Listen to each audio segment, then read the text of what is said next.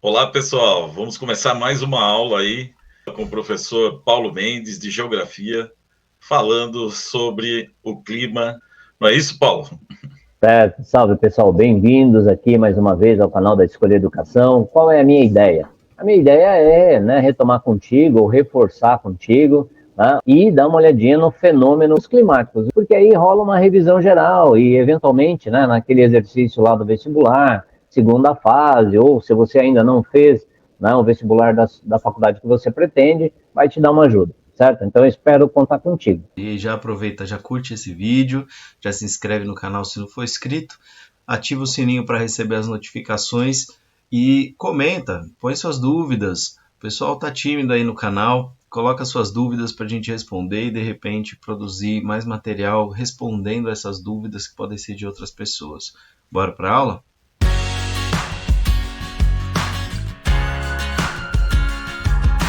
Salve pessoal, eu de volta aqui, professor Paulo Mendes, né? Eu sou professor de Geografia aqui do canal Escolha Educação. É um prazer e um privilégio ter você, em mais uma aula. Eu já vou avisando que nesta aula aqui, ó, eu vou tratar especificamente, dos fenômenos climáticos, dando ênfase ao fenômeno El Niño e tratando algumas coisas sobre tornado, furacão, ciclone, né? Mas fica a dica, ó, essa aula aqui é uma aula que complementa, é uma aula que vem depois. O ideal seria assistir primeiro uma aula lá sobre tempo e clima, para retomar vários itens, e depois vir para essa. Mas se você chegou nessa aula aqui porque você quer entender um pouco mais sobre El Ninho, então bora comigo, será um privilégio tê-lo.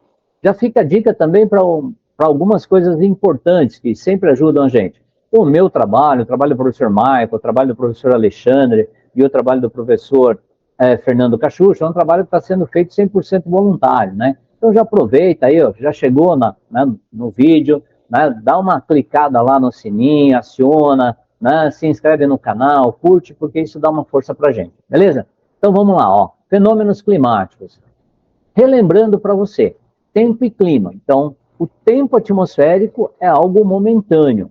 O clima é uma série de estados da atmosfera numa sucessão habitual, ok? Então, quando eu estou olhando para o clima, eu estou olhando para um conjunto de coisas. Quando eu estou olhando para o tempo, na realidade, eu estou verificando se está chovendo, se não está chovendo, se está ventando, se não está ventando, se está frio, se está calor, essa coisa toda, ok?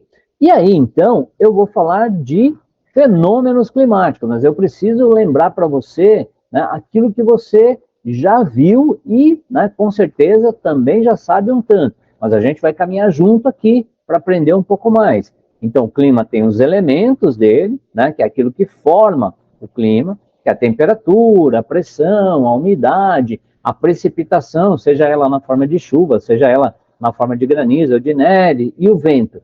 E o clima também tem os fatores que influenciam ele. Então, o elemento é aquilo que compõe, o fator é aquilo que influencia.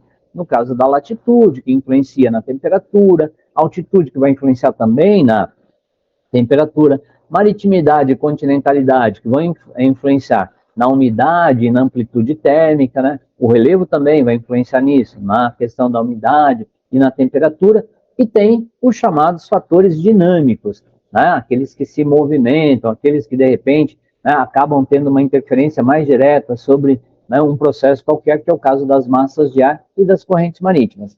Mas esses não são o foco desta aula. O foco desta aula é falar a respeito dos fenômenos climáticos. Então, neste caso específico, eu estou olhando para quem? Eu estou olhando para o Oceano Pacífico em condições normais. Então, ó, em condições normais, o que acaba acontecendo aqui, no Oceano Pacífico, na costa peruana? As águas mais frias, elas chegam até a superfície, provocando um fenômeno, chamado de ressurgência. Então, os ventos alísios, ó, estão indo para o Equador, uma área de convergência intertropical, então os ventos estão soprando dos trópicos para o Equador, né? Os ventos vão empurrar essas águas que vão até aquela outra parte lá da Ásia e vai voltar para cá, e essas águas quentes vão dar uma empurrada nessa água fria para cima, e essa ressurgência vai trazer um monte de plâncton, e com esse plâncton vai acontecer o quê? Aumenta a pesca. Então, em condições normais, esta faixa do Oceano Pacífico, na costa peruana, é uma área de bastante pesca. Muito bem. Em anos de El Niño, eu já vou definir o El Niño direitinho, né? Mas em anos de El Niño, o que acaba acontecendo? Há um enfraquecimento dos ventos alísios, ó, e eu estou na costa peruana. E esses ventos alísios, então, se eles enfraquecem, essa água que estava indo lá para aquela região da Ásia, né? E depois estava voltando, ela vai de uma forma mais lenta, então você vai tendo um aquecimento. E na medida em que você tem um aquecimento e estas águas quentes acabam ficando mais aqui na superfície, aquelas águas frias não vêm com tanta intensidade. Então a gente tem uma redução da ressurgência. Olha, na medida em que tem uma redução da ressurgência, né, estes cardumes que viriam para cá normalmente, habitualmente, eles acabam mudando. Né? Então vamos lá, vamos olhar para isso aqui. Ó. Então, o que é o fenômeno El Niño? O El Niño é um fenômeno cíclico. Então, é um fenômeno causado pelo aquecimento das águas do Oceano Pacífico, além do normal, né, e pelo enfraquecimento dos ventos alísios na região equatorial. Então, né, quando ocorre o El Niño, a exemplo deste ano de 2023, né, quando nós temos o El Niño acontecendo, nós temos mudanças significativas na dinâmica da circulação das correntes atmosféricas. E aí é óbvio, né? Mudou a dinâmica de circulação das correntes atmosféricas, nós vamos ter mais chuvas em alguns lugares, mais secas em outros lugares. Então, basicamente, a definição é o Niño, aquecimento anormal das águas do Oceano Pacífico na costa peruana e enfraquecimento dos ventos alísios na região equatorial, ok? E isso afeta diretamente o clima. Então, quais são os impactos do El Niño, de maneira geral, né? Olhando para o mundo? Bom, em ano de El Niño, o que vai acontecer? Tem um aumento de seca, você vai ter aumento de queimada. Se tem, né, aumento de seca, você tem uma redução da oferta de água. Tá? E essas coisas vão afetar diretamente, por exemplo, a produtividade agrícola. Então, secas acentuadas, aumento de queimadas, né, redução da oferta de água e queda de produtividade agrícola. Por outro lado, né, onde estas chuvas estiverem acontecendo de forma mais acentuada, nós vamos ter o quê?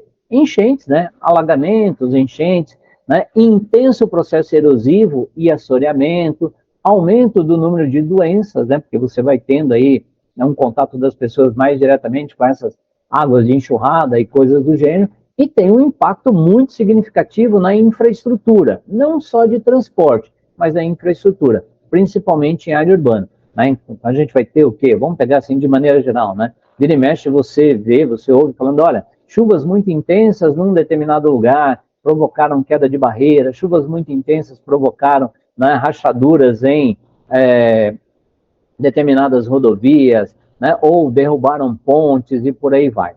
Ok? Então, ó, El Niño é isso. Lembrando, ó, nesta porção aqui, né, em ano de El Niño, na porção aqui dos Estados Unidos, de maneira geral, aumenta a temperatura, olha aqui, ó, Estados Unidos, indo para o Canadá, aqui, né, aumento de temperatura, aqui não estou pegando exatamente a faixa canadense, né, pegando o nordeste dos Estados Unidos, mas pegando aqui o sudeste do Canadá, mesmo nesse outro trecho, aumenta a temperatura. Gente, está aumentando a temperatura de forma acentuada numa área que é bastante fria. Veja o caso aqui do Brasil, né, ó, na região amazônica, quente e seco. Né? Por outro lado, olha, chuvas torrenciais na região sul do Brasil.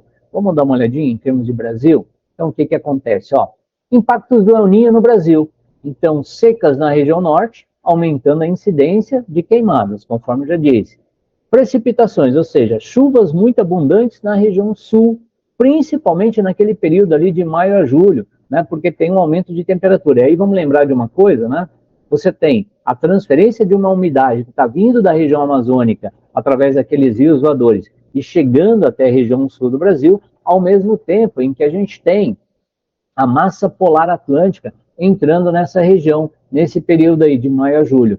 E, portanto, o que vai acontecer? Né, aumento da incidência das chamadas chuvas frontais, né, aquelas chuvas do encontro de massas de ar, ou resultantes do encontro de massas de ar, né, com temperaturas distintas. Secas severas no Nordeste. Então, veja, a região Nordeste, na faixa litorânea, nós temos uma área de clima tropical úmido, mas na região do Agreste e Sertão nós temos o quê? Um clima tropical semiárido cuja característica principal, além, né, de uma temperatura um pouco mais elevada, é a irregularidade das chuvas. Então, em anos de El Niño, intensifica-se a chuva nesta região, o que acentua o problema para milhões de pessoas de maneira geral. No caso da região centro-oeste e no caso da região sudeste. No centro-oeste tem uma tendência de chuvas, né, acima da média, mas as temperaturas ficam mais altas. E no caso aqui da região sudeste, tem uma tendência tem um aumento de temperatura, mas não é especificamente assim, né, não dá para afirmar que tem mudanças significativas na precipitação, ok? Então, ó, só para lembrar, né, eu estava falando a respeito do sul do Brasil, vamos lembrar, ó, região do Equador, uma área de zona de convergência intertropical. Aí, somado a isso, eu tenho a zona de convergência do Atlântico Sul. São os dois sistemas que, durante o período do verão, eles vão transferir muita umidade para algumas áreas. E aí nós temos, então, né, ó, eu estava falando de maio a junho, ou de maio a julho, desculpa, né, ó, tem aumento aqui, né, os rios voadores sendo transportados para essa região sul. Aí nós temos, nesse período também, a massa polar atlântica chegando e uma intensificação muito significativa. Neste ano de 2003 eu viajei agora, neste ano de 2023, né, frisando, 2023, nós estamos tendo secas muito severas na região amazônica. Vale a pena conferir, né, as informações sobre isso, vale a pena dar uma olhada lá, porque a situação está extremamente complicada, e chuvas muito intensas na região sul. Então, né, o El Niño, todas as vezes que ele acontece, lembrando que ele é cíclico, ele acaba provocando essa mudança, tá bom? E aí, para fechar, para não ficar só no item do El Niño, né, tem o inverso do El Niño também, que eu nem comentei aqui, eu poderia ter comentado, que é o Laninha. E o que seria o Laninha? Laninha seria o inverso, né? Então, enquanto o El Niño é o aquecimento anormal das águas do Oceano Pacífico na costa peruana, o Laninho é, né, a queda mais significativa da temperatura. E aí o que vai acontecer? É só inverter. Então, no caso de ano de Laninha, a gente vai ter o quê? Um aumento de chuva na região norte, né? E aí um aumento de seca na região sul do Brasil, por exemplo. Os efeitos aqui eles vão ser, né, diferentes. Para encerrar, você já deve ter ouvido falar várias vezes aí sobre ciclone, tornado, furacão. Eu não creio que assim, ó, que você vai encontrar, por exemplo, uma questão de vestibular em que vai te pedir especificamente para trazer a definição. Mas na prática, para facilitar a sua vida, né? O que a gente tem aqui? Quando se fala de ciclone, está falando de, né, ele vai ter um movimento de ar numa grande área. Então tem centenas de quilômetros. Um tornado, ele se estabelece numa área um pouco menor, né? Então, assim, embora apresente, às vezes, velocidades dos ventos maiores. E um furacão é um sistema circular, né? Então, numa velocidade que muitas vezes é superior a 100 km por hora. Mas aí, ó, dá uma olhadinha para esse mapa, né? O que vai mudar? Basicamente, são fenômenos que estão relacionados a quê? Né? A intensificação dos ventos, a um processo em que os ventos vão, né, não só sendo intensos, como você tem os ventos girando. Tá? E aí vai ter uma capacidade de destruição gigantesca. Mas pensa pelo lugar. Então, ó, estes fenômenos, eles estão muito ligados à faixa, né, tropical. Então, aqui, ó, na região do Trópico de Câncer, veja, nós vamos ter nesta área específica aqui, ó, na costa da China, do Japão, das Coreias, né, óbvio, pegando uma parte da Rússia e coisas do gênero, né, uma área de ocorrência de tufões. Né? Os ciclones aqui, ó, ciclones estão mais relacionados a quê? Né? Estão mais relacionados a essa área do Oceano Índico. Veja, ó, a região está próxima do trópico, não está muito próximo da área do Equador, né? E no hemisfério sul, próximas ao trópico de Capricórnio. Tudo bem? E aí a gente tem a questão do furacão.